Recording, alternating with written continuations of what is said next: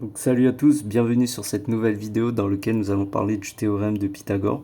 Alors je fais cette vidéo parce que dans la dernière vidéo on m'a demandé justement si c'était possible de faire une vidéo sur le théorème de Pythagore.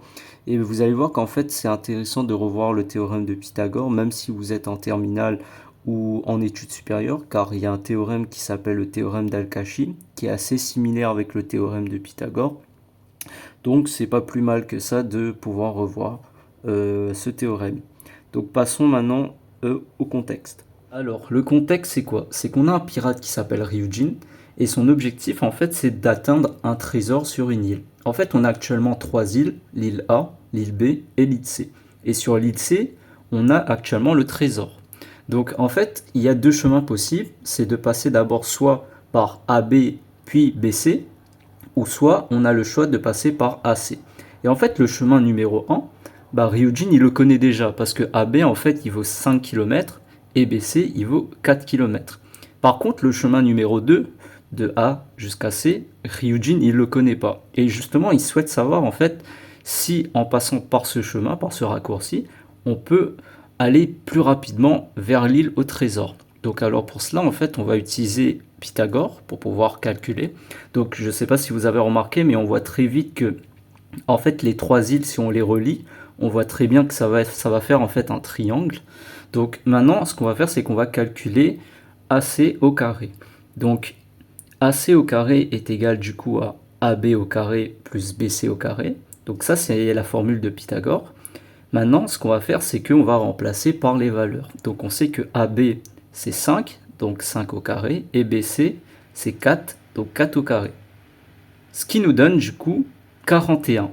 Maintenant, le truc, c'est que comme c'est AC au carré qui est égal à 41, nous, on souhaite savoir pour AC, pas pour AC au carré. Et c'est très simple, c'est que pour enlever un carré, il faut juste faire la racine carrée de celui-là.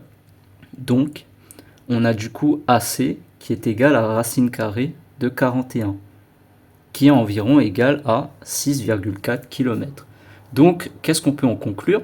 C'est que en prenant le chemin AC, on voit qu'il pourra arriver sur l'île au trésor beaucoup plus rapidement qu'en prenant le chemin AB puis BC. Parce que AB puis BC, ça nous fait 9 km. Parce qu'on additionne par exemple 5 plus 4, on a bien 9 km.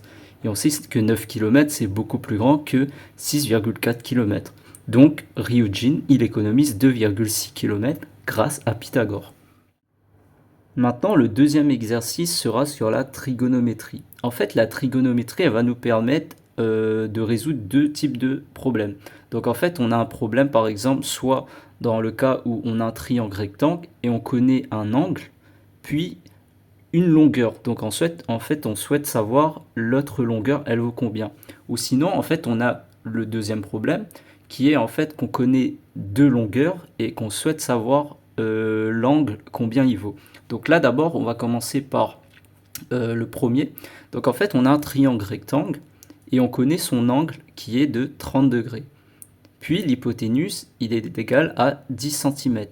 Maintenant, la question c'est quoi? C'est quelle est la longueur du côté opposé à l'angle de 30 degrés? Donc le côté opposé, déjà c'est quoi? C'est très simple. En fait, vous allez vous placer au niveau de l'angle et vous allez regarder en face. Et en face, c'est exactement ceci, le côté opposé.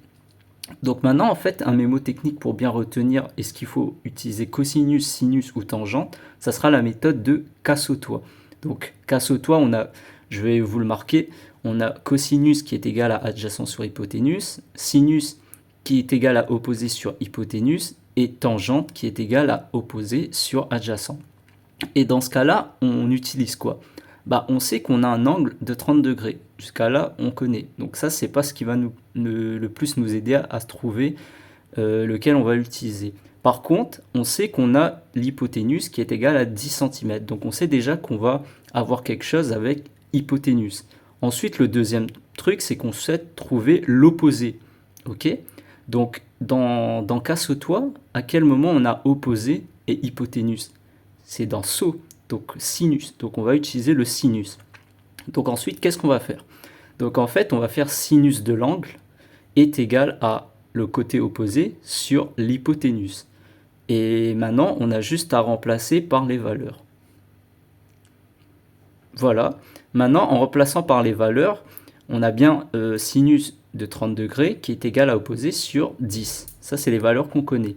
Maintenant, ça donne quoi? Donc, en fait, on va faire sinus de 30 degrés, ce qui va nous donner, du coup, 0,5 est égal à côté opposé sur 10. Et maintenant, la dernière chose qu'on puisse faire, c'est qu'on va devoir trouver juste le côté opposé.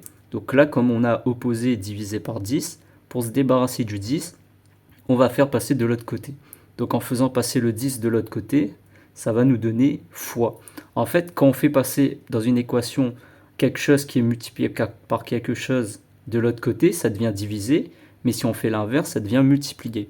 Donc 0,5 fois 10 est égal à 5 cm. Donc le côté opposé mesure 5 cm. Ensuite, le dernier exercice, encore une fois avec la trigonométrie, dans lequel on va devoir trouver un angle. Alors le problème c'est quoi? C'est qu'on a un triangle rectangle et on connaît le côté adjacent qui est égal à 6 cm et le côté opposé qui est égal à 8 cm. Maintenant la question c'est quoi? C'est quel est l'angle entre le côté adjacent et l'hypoténuse. Donc dans ce genre de cas, comment on va essayer de trouver? Encore une fois, on utilise la méthode de Cassotois. Donc on connaît que on a le côté adjacent qui est donné, donc A égale 6. On connaît le côté opposé, donc maintenant on va essayer de voir dans Cassotois lequel a de l'adjacent et de l'opposé. Donc on voit en fait que c'est TOA, donc c'est la tangente. Donc on a opposé sur adjacent. Donc ça va nous donner quoi? On va utiliser la tangente de l'angle qui est égale du coup à côté opposé sur côté adjacent, qui est égal du coup à 8 sur 6, qui est environ égal du coup à 1,333. Maintenant, en fait, pour trouver l'angle, c'est très simple, c'est pas du tout difficile. En fait, vous allez utiliser sur votre calculatrice une fonction qui vous permet de trouver un angle en utilisant en fait arc de tangente. Donc au lieu d'utiliser tangente, vous allez utiliser arc de tangente. Donc en fait, c'est la même opération pour cosinus et sinus. Quand vous souhaitez trouver un angle, vous allez utiliser arc. Donc du coup, si on utilise arc de la valeur qu'on a obtenue juste avant, donc arc de 1,333, on est environ égal à 53,1 degrés. Donc, en conclusion, on peut dire que l'angle est d'environ 53,1 degrés. Donc, on voit que grâce à la trigonométrie, on a trouvé l'angle qui est manquant. Maintenant, l'essentiel, qu'est-ce qu'il faut retenir? Donc, ce qu'il faut retenir, déjà, première étape, c'est Pythagore. Donc, Pythagore, comment on le retient? C'est que c carré est égal à a carré plus b carré. Donc, en gros, la valeur qu'on cherche, donc la longueur qu'on cherche, ça sera égal à la somme des deux autres longueurs qu'on connaît. Ensuite, deuxième chose, c'est Cassotois. Donc, j'ai pas besoin de vous rappeler, donc je vous laisse regarder en fait sur la vidéo pour comprendre en fait quoi est égal à quoi. Donc ça c'est très important à retenir. Et voilà, donc la chose aussi qui est très important à retenir, c'est l'hypoténuse, le côté adjacent et l'opposé. En fait le côté l'hypoténuse, si vous voulez, c'est toujours en fait en face de l'angle droit. En d'autres termes, c'est le côté en fait le plus long du triangle. C'est ça l'hypoténuse. Ensuite, on a le côté adjacent. En fait, le côté adjacent, c'est le côté en fait qui touche l'angle et l'hypoténuse, vous voyez? Donc en fait, si vous n'arrivez pas à trop comprendre le côté adjacent, vous allez plutôt en fait essayer de comprendre le côté opposé et le côté hypoténuse.